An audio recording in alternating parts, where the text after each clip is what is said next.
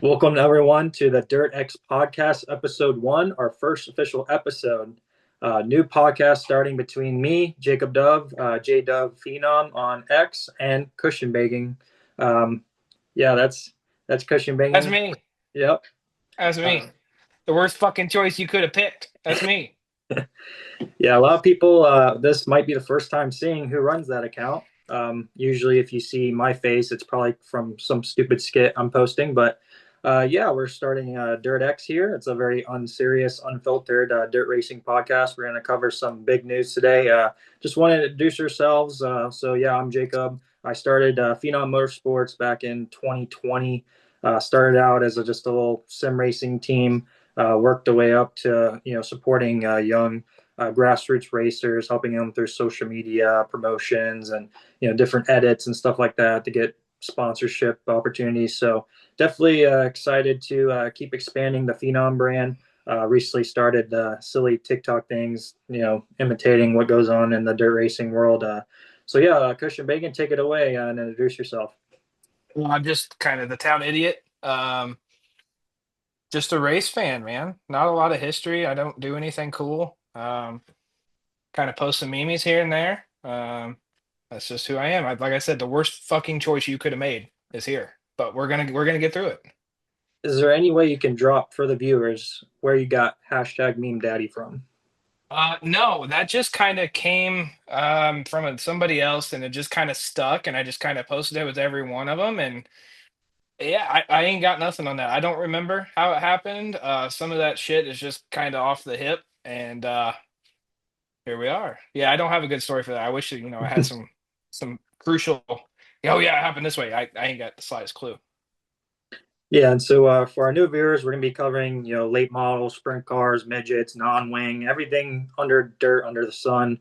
We're going to cover, and with some news, we're going to start today. A lot happened on this Monday in the dirt racing world with some breaking news. Go ahead and talk about it. The big news that everybody was kind of rumoring about. I mean, I had some insight. I'm just glad I can finally talk about it and not spoil it. Josh Richards is coming back in the Rocket One for his dad. I like to call him Daddy Richards because he's like the godfather of dirt late models. So yeah, cushion banging. What are your thoughts about Josh coming back? I think if you don't like that, you should quit fucking listening on episode one. That is that's killer, man. I'm happy for him. He's a good dude. He's had a couple struggles, and he's been fighting his way back. He had that ride with Boom for a little bit, and I don't feel like it lived up to what he could do.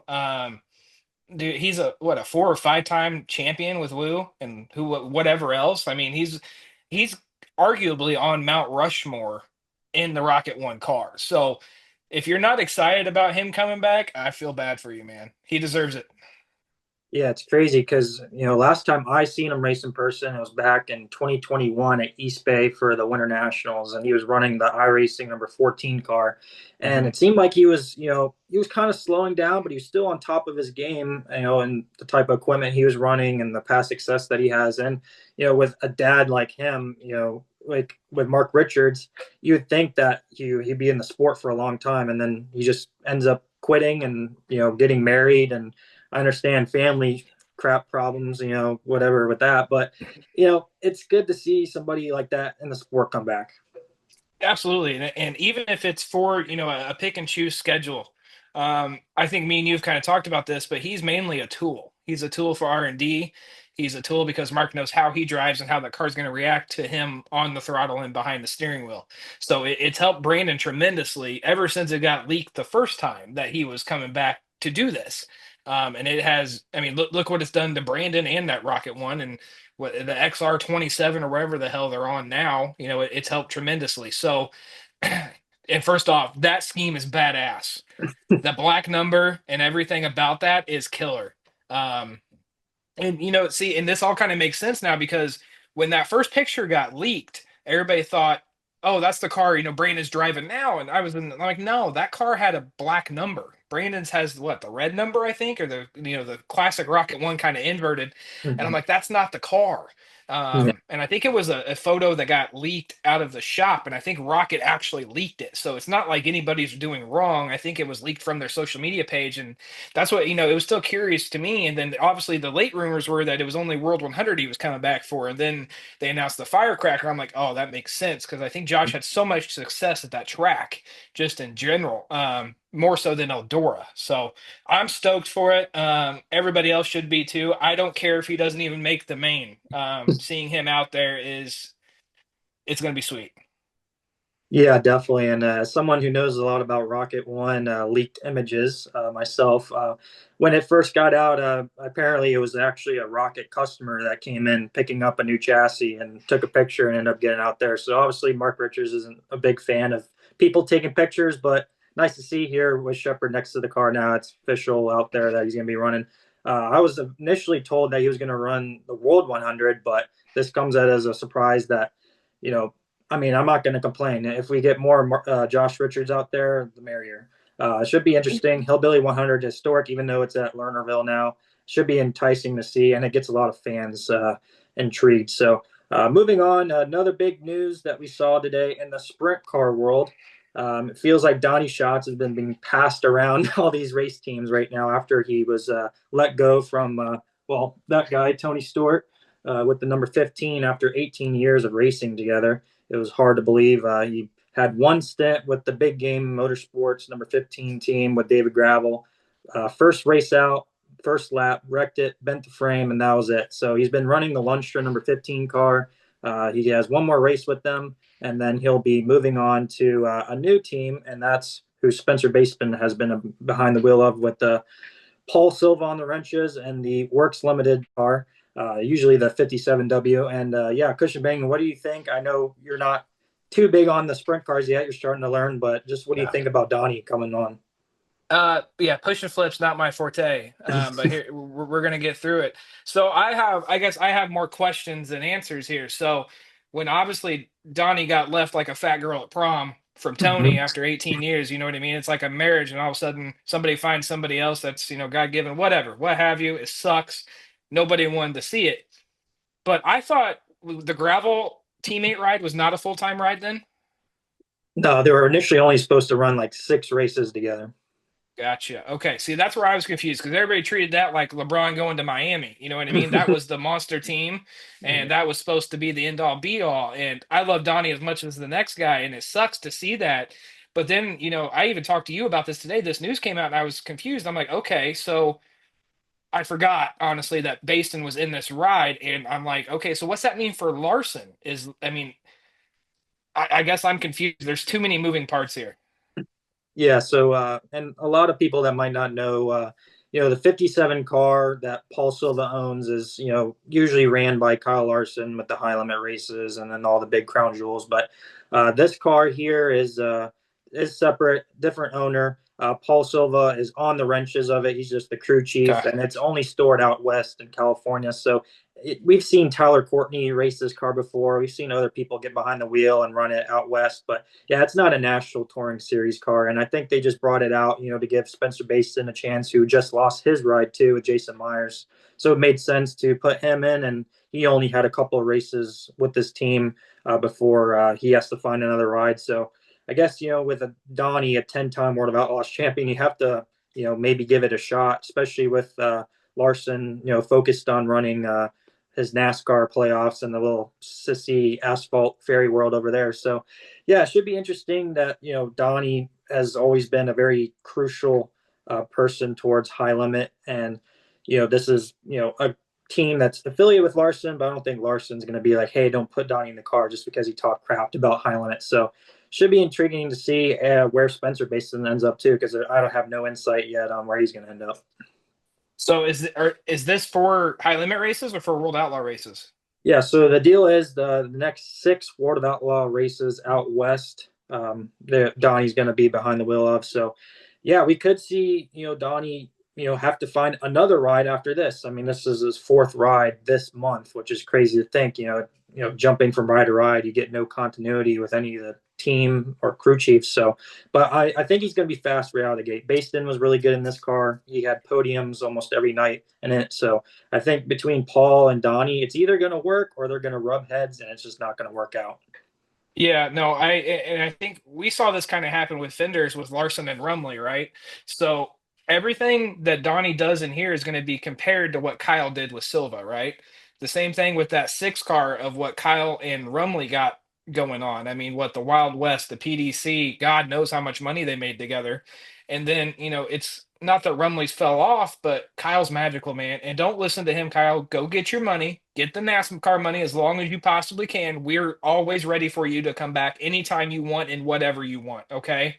He he's trying to grow his mustache out. His demeanor's a little bit off. So don't kind of, you know, don't take that to heart. But what I'm getting at is everything in that car is now going to be compared to Larson is in my eyes. And I know if I'm watching, I will be comparing it to not only Baston recently, but Larson himself. And knowing that's a different car might change my idea a little bit, but it's still Paul knows what worked on that other car, right? Paul knows what's going to work on this car and what works for Larson. Will it work for Donnie? Jury's out. We don't know. But at the same time, I think old man Don's trying to find his way through the rest of this year. Then next year is really where it's going to cement. And it might mean jumping around rides. And I can tell you right now, there's probably car owners beating down his phone trying to get Big Don in a seat. Because one, they know their equipment's going to be taken care of. I know he rolled the car for gravel or whatever that team is. I know he rolled that, but that's not characteristic of Donnie. Donnie doesn't tear shit up. He is if I tell even my kids, if you want to watch a driver, you watch Donnie and sprints, and then you watch like a B Shep or something like that. Shameless plug for our matching shirts that we didn't plan. Um, you watch him just for the racecraft and how to take care of equipment, and he's not overly aggressive. So if you hire Donnie, you know one that your shit's going to be taken care of in full force, and then two, you know that he's the top driver to give you feedback on everything else. So putting Donnie in a car is not a horrible idea in any way, shape, or form. Yeah, definitely. And I honestly don't know why I think it was 2 days ago, they posted about, Donnie's new merchandise with the Launcher team. And, he only has one more race with them. So, I mean, we might have to go on a t shirt tear and just get a t shirt every time Donnie has a Yeah. different ride. And we might end up with 10 different t shirts by the end of the year. So, I don't know if you might want to get one, but I'm sure I'll splurge a little bit. I usually do that for late models. I got the old Bab Bloomer T-shirt. I got the Logan Seavey late model T-shirt. I love those one-off shirts. I don't ever wear them because I want to keep them, but I got some. yeah. So our main point of our whole Dirt X thing is talking about what we see on the dirt racing community on X. A lot of crazy tweets, a lot of opinions, a lot of controversial topics. So the first one we're going to get into today, and then also if there's any people that want to sponsor us, this will be a great segment part. Just saying, it's not really dirt racing related, but Sydney Sweeney's been a big topic, and My girl Sid, there she is. yeah. She didn't call me back. I don't know why. Yeah, me neither. She hasn't answered my DM, but maybe one day. Anyways, yeah. So we got here. Actress Sydney Sweeney was spotted in Miami yesterday wearing a sweatshirt featuring Trackhouse racing driver Connor Zillage, who recently, broke his collarbone celebrating, and some guy Alexander Stigall said totally not Photoshop. What are your thoughts on this, Cushion Bang? I mean, it's probably photoshopped. Let's be honest with each other here. In the event she does text you back, though, please ask her. I am full disclosure, happily married. I didn't wear my ring down here. Happily married. I love my wife. That was a joke. But let's face it, she's probably photoshopped. In the event it's not, all it took was poor boy to fall off his car in victory lane and break a collarbone to pull Sydney Sweeney. You're going to see a lot more drivers falling down. Moving on, so we just had the USAC SmackDown with the USAC non-wing sprint cars presented by Amsoil. These race cars are badass. Justin Grant just won with a broken foot, and a little controversy as Clinton Boyles has made his return to fill in for Robert Blue as he's been out with an injury. Obviously, if you follow Chili Bowl, you know what happened. Him and Hunter Schoenberg got disqualified from the Chili Bowl for Simple Green as a tire prep. What are your thoughts on this? Listen, coming from a karting background, we use Simple Green to clean tires. I'm kind of on that fence. I don't think it's an additive or whatever, but shout out to Blake. Blake posts some good stuff. I haven't ever talked to him, but I watch him. He posts some good stuff, and this is a top quality post for the situation and everything that's going on. I don't know, man. Jury's out. I don't know. I don't want to say one thing or another. All I'm saying is if Justin Grant goes out there and kicks everybody ass with a foot still in a fucking cast and did it clean, y'all boys better up your game. Yeah, definitely. And I'm hoping Blake or anybody else out there brings this topic up about the old 32 car and the late models, but we won't go there yet. So, anyways, That got brought up today. I saw a post about that actually. all right. So, going back to this weekend, it was a big topic in the dirt late model world between RTJ and Chris Madden. No love lost between them. Obviously, back at Charlotte, I was there for the World Finals. I didn't even see it happen. I was on my way to Twin Peaks for a nice little meal. Obviously, I was there for the food, and I just wanted to, RTJ won the race. They're do their celebration thing, and next thing you know, everybody's freaking out about them. About fighting each other in the pits and on the podium. So, which was weird because RTJ, his crew chief, used to be Chris Madden when they won the Lucas Oil Championship last year. So they got together. I know me and you were both watching this at the same time. So what were your thoughts on that dirty slide job from Madden? All right, so let's take this all the way back because I think to have a full opinion, you got to know the whole story. So obviously, in our Fender version of the Donnie Schatz news, Ricky lost SSI ride, right? And you didn't know where Ricky was going to go. You knew Huddia was replacing him and everything else. Kohler picks Ricky up. Great job by Kohler guys, and they've done their job. They did everything right. Ricky goes on to win that championship. Around the same time frame, Madden says, "Hey, once again, I'm retired." Okay. And he goes to be crew chief for Ricky. I'm not saying I have any inside knowledge or anything like that because I don't. What I'm saying is what it looks like on the outside. And what it looks like on the outside is exactly what Daniel Wall just said right here. He sticks with Ricky long enough, and all of a sudden, I think he messed with Longhorns before, but Madden wasn't a Longhorn guy yet. And then all of a sudden, he goes Longhorn. All of a sudden, he's running podiums everywhere he goes. It paints a picture, plain and simple. And first, I think the World Finals might have been first or second race out of Madden leaving, and then getting his ride back going or whatever. So the tensions weren't good there because I'm sure Ricky kind of felt betrayed or what have you. I don't know that, like I said, I don't know the politics of it and the drama of it, but they end up getting to a tussle, and it's happened kind of a few times throughout the season. Then not last night, whatever night it was at Port Royal, it came to a head again.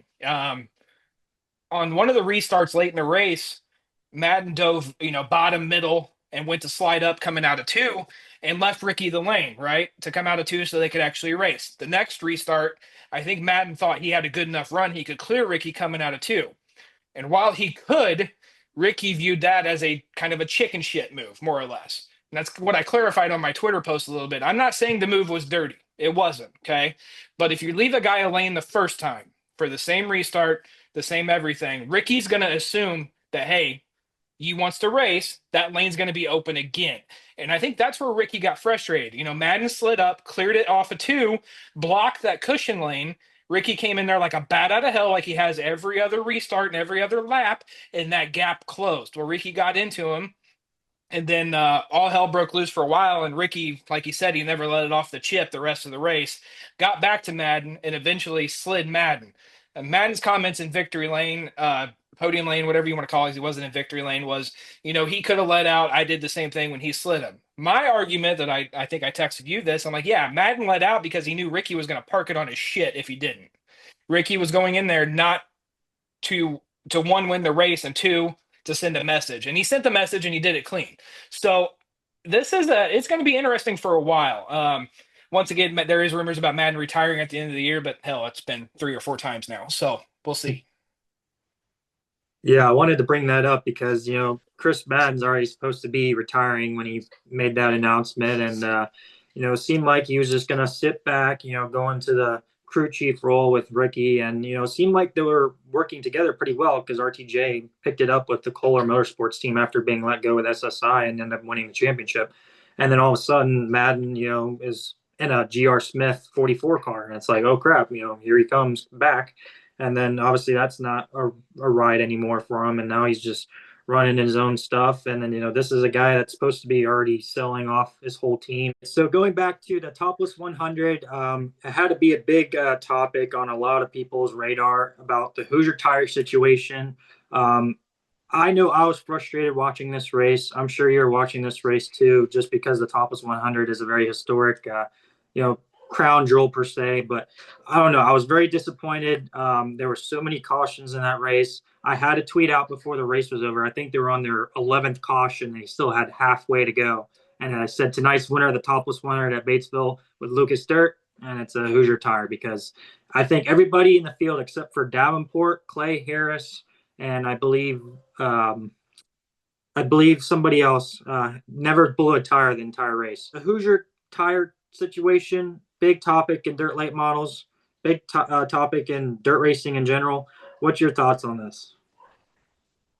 A couple of them. I don't think Hoosiers fully to blame here. I think it is a problem, and I think they're giving their version of help to it. Releasing that new tire this year was, supposed to fix it and everything like that. I just think that track is abrasive as shit, and it's going to eat through tires. And the throttle mashers or whatever you want to call them, the guys that are on the throttle hard are going to suffer at a race like that, and anywhere down south it seems like the down south races have a stigma of being slick and everything else, and I think it's an issue that needs fixed. I don't know how to fix it. I think you got to kind of accept it right now. I think you have to you know work on ways to improve it and everything else, but yeah, that was a complete shit show. So I, I don't know. I wasn't a fan. It sucked. And for a quote unquote crown jewel, and the Topless has the history it does, something's got to be done. It needs to move tracks. It needs. I, is it sanctioned? Is it a Lucas race or a Woo race or what is it? Yeah, it's technically a Lucas Dirt race, but I don't believe it's points, so it didn't really matter. But yeah, I mean, it Yeah. seems like, well, at least I heard from some of the crew guys that I talked with that the guys that didn't blow a right rear tire were on the old tire. A lot of the new compound tires with Hoosier were being used, and obviously they don't seem to work as well, and could be kind of a stigma moving forward if Hmm. Hoosier and the sanction body allows it moving forward. I mean, I think I like to see rivalry, but no other form of motorsport, NASCAR, F1, IndyCar, runs multiple tire brands. I know Hmm. Cody Summer is going to run for Gateway Dirt Nationals this year. They're going to have Hoosier or American Racer. And I think that's a great opportunity to kind of see what these teams go with. Different style of racers want to race a certain way. Will it be a big impact on that small of a dirt track at the Dome? I don't think so, but I think it's just going to be a good thing as far as competition because American Racer has been, a lot cheaper, and I think it'll help the racers out in the long run, especially with what Hoosier's charging for these tires. Yeah, in one of our upcoming episodes, we need to have a topic on that and get a driver on here or Cody or somebody else that has more insight than what we do on that. What does American Racer offer versus Hoosier? Do they offer something softer? Do they offer something harder? Do they offer something in between that somebody thinks they can excel with? Um, like you said, a small track, it's not a ton of laps. They can't run a ton of laps there with, just kind of the situation and everything. But I'd be curious to see the pros and cons of both. So I don't know. But yeah, that race sucked. They need to fix it. Before we conclude this episode, we want to thank everyone for tuning in for the first ever episode of the Dirt X podcast. Make sure you guys like, subscribe. We're going to be on YouTube, posting clips on our X pages. Make sure, if you want us to see your crazy tweets, make sure to tag us in it at Cushion Bangin' or at JW Phenom or the Dirt X podcast. I'm sure we'll take a look at it and maybe you'll feature it in one of our episodes. So, what are your closing thoughts, Cushion Banging, as far as we got Hillbilly 100 this weekend? And then, a week from now, we're going to have the World 100, one of the biggest races of the year. Yeah, a couple storylines going into it. So I totally fucked it up before and said firecracker, I think, when it's not, it's the hillbilly, right? Yeah. Yeah, whatever. That's why you brought me on here. Anyway, storylines going in. Obviously, Josh Richards, and obviously, how good is Rocket gonna be at Eldora for the World 100 to that car that JD brings that just waxes ass. So it's going to be interesting to see that. Piggybacking off what you said, if you see posts out there that you think should be talked about here, screen them, send them to me, and I'll go through it. You might get a shout out. We might get some free merch down the road. You might get something, but give us the material we need to talk to. We both work full time. We both can't, scour the internet for hours. So, something fun we're doing. I'm stoked to be here, and let's see how stupid this thing gets. And speaking of that, we'll conclude with this last tweet that is perfect for the start of DirtX. And that's probably shouldn't have a podcast if you can't get details correct. Not everyone needs a podcast. Remember that. So, yeah. I feel singled out. And we Uh, won't go there on who that was pertaining toward. We're going to show love to some other creators out there, but yeah, but definitely goes to us. Yeah, we shouldn't have this, but we're gonna see where it goes. So we're not here to be the most informative podcast. We're not here to we're here for purely entertainment purposes, and see if anybody else has the same opinions we do, or hell, might be the exact opposite. I don't know. yep. And we appreciate everyone's support. If you want to check out on my other YouTube channel, we'll be having Corey Lawler, Lucas Dirt Series full-time driver of the 93 on tomorrow. So make sure to check that out as well. And yeah, thanks. I'm Jacob. That's Push and Banging, and we'll see you guys in the next episode.